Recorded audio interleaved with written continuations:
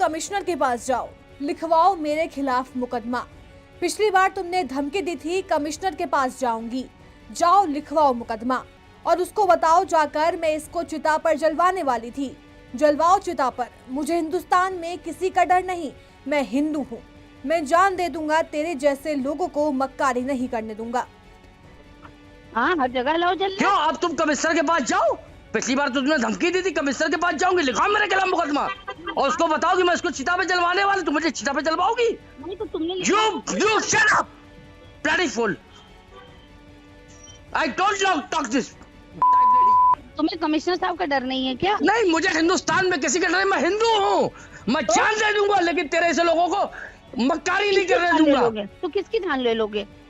नहीं, तुम जाओ, तुम अखिलेश यादव के पास जाओ। नहीं, मैं जाऊंगी। सबसे पहले तो हमारे कमिश्नर साहब के पास जो जाइए, बिल्कुल उनको बताइए कि मैंने कहा था कि मैं इस आदमी को चिता पे जलवाऊंगी।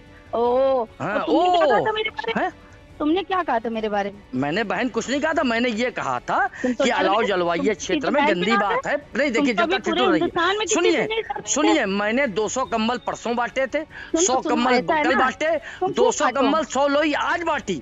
दरअसल ये बोल हैं धीरज चड्ढा के, जो खुद को बीजेपी नेता होने का दावा करता है।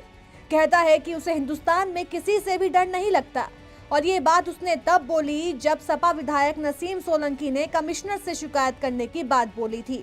तो इससे जाहिर होता है कि शायद उसे वाकई किसी का खौफ न हो, लेकिन जैसे ही उसकी बहस सोशल मीडिया पर वायरल हुई, पुलिस ने वैसे ही उसकी हेकड़ी निकाल दी, यानी पुलिस ने उसे गिरफ्तार कर लिया। धीरज खुद को बीजेपी का पूर्व नेता बताता है और कई बार नसीम सोलंकी को धमकी दे चुका है। सपा के कार्यकर्ता धीरज की तरफ से अखिलेश यादव को अपशब्द कहे जाने के बाद से आक्रोश में हैं। सीसामाऊ उपचुनाव से पहले नसीम सोलंकी ने मंदिर में जाकर शिवलिंग पर जल चढ़ाया था और इस मामले ने बहुत तूल पकड़ा। इस मामले के बाद खुद को बीजेपी का नेता कहने वाले धीरज चड्ढा ने फोन करके नसीम को धमकाया था। फिर यहां पर उपचुनाव हुए और नसीम सोलंकी विधायक बन गयी। हाल ही में कॉमनवेल्थ पार्लियामेंट्री एसोसिएशन की तरफ से कानपुर में महिला विधायकों का एक सम्मेलन आयोजित किया गया था, जिसमें महिला सशक्तिकरण की बात की गई। उसी दिन धीरज ने नसीम को फिर फोन करके अलाव जलाने का मामला उठाया और महिला विधायक को अपशब्द कहे। धीरज यहीं पर नहीं रुका और उसने फोन करके नसीम को फिर धमकाया। साथ ही सपा के प्रमुख अखिलेश यादव को भी अपशब्द बोले। मामला सामने आने के बाद सपा कार्यकर्ताओं में आक्रोश फैल गया और एक सपा पदाधिकारी ने धीरज को फोन करके चेतावनी भी दी। बीजेपी ने धीरज से पल्ला झाड़ा। पुलिस ने शुक्रवार सुबह धीरज चड्ढा को गिरफ्तार कर लिया।